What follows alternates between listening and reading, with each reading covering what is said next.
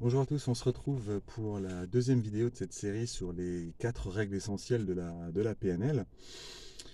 Alors voilà, comme d'habitude, vous le savez maintenant, je ne sais pas dans quel ordre vous prenez les vidéos de la série, donc si jamais vous tombez sur celle-là en premier, je préfère vous rappeler le contexte. Donc la PNL, la programmation neurolinguistique, s'appuie sur un ensemble de règles, une dizaine à peu près. Donc les 4 premières, c'est celles que je présente en vidéo parce que c'est les plus importantes. Après, le reste, j'estime que c'est du bon sens. C'est pas forcément super intéressant de faire une vidéo dessus. Donc les 4 premières, elles ont pour but de développer votre bienveillance vis-à-vis de vous-même et vis-à-vis des autres. Donc la PNL, c'est pas juste des règles, hein. Après, c'est des techniques que les coachs ou les thérapeutes peuvent utiliser. Donc je vous invite forcément à vous renseigner sur cette technique qui est quand même plus qu'intéressante, comme beaucoup d'autres techniques d'ailleurs. Mais bon. La première règle, c'était que la carte n'est pas le territoire. Si vous ne l'avez pas encore vu, bah, je vous invite à aller voir cette vidéo. Et la deuxième règle, elle s'appelle rencontrer l'autre dans sa vision du monde. C'est-à-dire que c'est une suite logique. Puisque votre vision du monde n'est pas euh, la meilleure, c'est-à-dire qu'il n'y a pas de raison de dire que votre façon de voir les choses, c'est la meilleure, et surtout que votre façon de voir les choses n'est que la vôtre et que les autres peuvent très bien en avoir une autre, l'intérêt, ça va être de rencontrer l'autre dans sa vision du monde, ça va être de s'intéresser à la façon dont les autres personnes autour de vous voient le monde. Alors pourquoi? Parce que déjà, c'est faire preuve de bienveillance. Et la bienveillance et l'empathie peuvent sauver le monde. Je suis sûr que vous avez déjà entendu cette phrase. Si on arrivait à accueillir tout le monde avec l'idée que de base, ils ne veulent pas nous faire du mal, on pourrait s'ouvrir l'esprit et on comprendrait mieux les autres. Mais je ne vais pas empiéter sur la troisième règle de la PNL. Mais n'empêche que là, l'idée, elle est là, hein. Si on vivait un peu plus dans la bienveillance, forcément, les choses se passeraient mieux. Et donc, on va s'ouvrir un peu l'esprit, on va essayer de se dire, d'accord, j'ai compris que ma vision du monde n'était pas la seule, n'était pas la meilleure, et les autres ne sont pas forcément mauvaises. Donc je vais venir avec ce qu'on appelle la carte mentale vierge. Donc la carte mentale, il y a une série de vidéos là-dessus aussi si vous voulez la regarder. Donc je vais venir avec l'identité vierge, c'est compliqué. Mais par contre, je vais essayer de neutraliser autant que possible mes valeurs, je vais neutraliser autant que possible mes croyances, mes références, mes règles et obligations.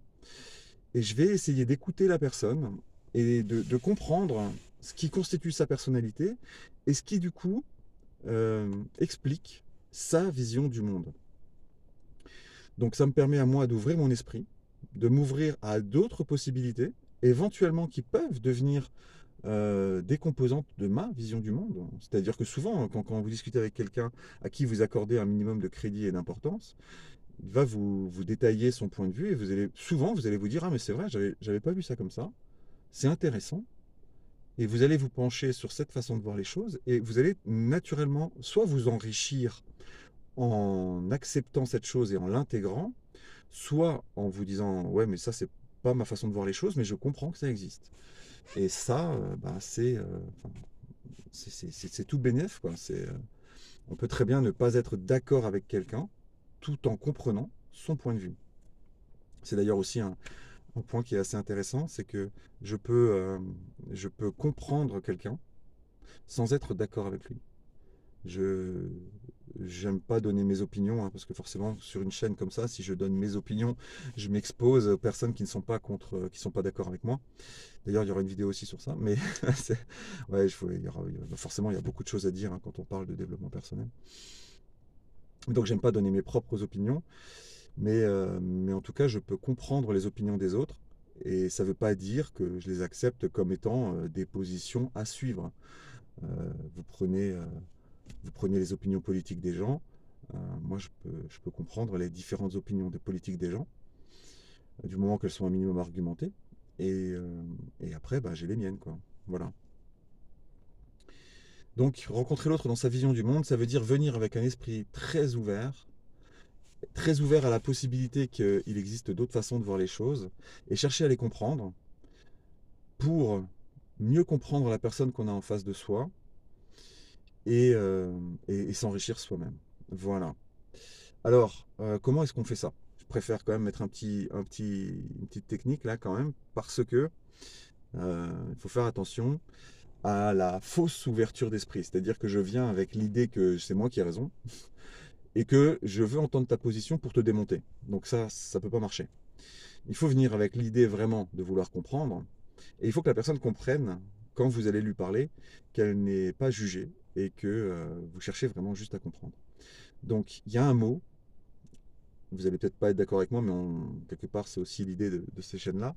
Il y a un mot qui est très agressif en fait, même si on s'en rend pas compte, c'est le pourquoi. Vous prenez quelqu'un, on va rester dans la politique, vous prenez quelqu'un qui vote à droite et quelqu'un qui vote à gauche. Vous avez celui qui vote à droite qui va dire mais pourquoi tu votes à gauche? Si vous dites ça comme ça, la personne elle va tout de suite se sentir agressée, attaquée, inconsciemment, hein, et puis c'est pas forcément aussi violent que ça.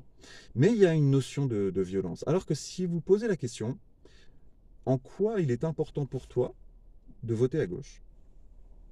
Eh ben, la personne, elle se dit, on m'accorde de l'importance en fait. On est en train de me demander quelle est l'importance de mon point de vue.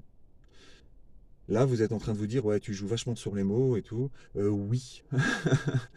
Oui, parce que figurez-vous que les mots ont un impact. Les mots ont une histoire et, euh, et justement, parfois, inconsciemment, le fait d'utiliser un mot plutôt qu'un autre, ça a un impact. C'est comme le mais.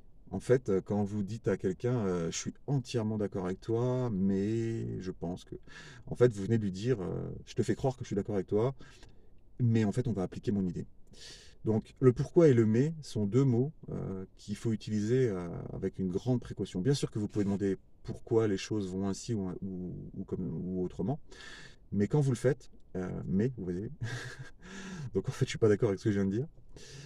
Quand vous utilisez les mais, assurez-vous les mais et les pourquoi, assurez-vous euh, d'être dans un non-jugement absolu. Et il faut vraiment que ce non-jugement transpire, que vous êtes vraiment dans la compréhension. Voilà.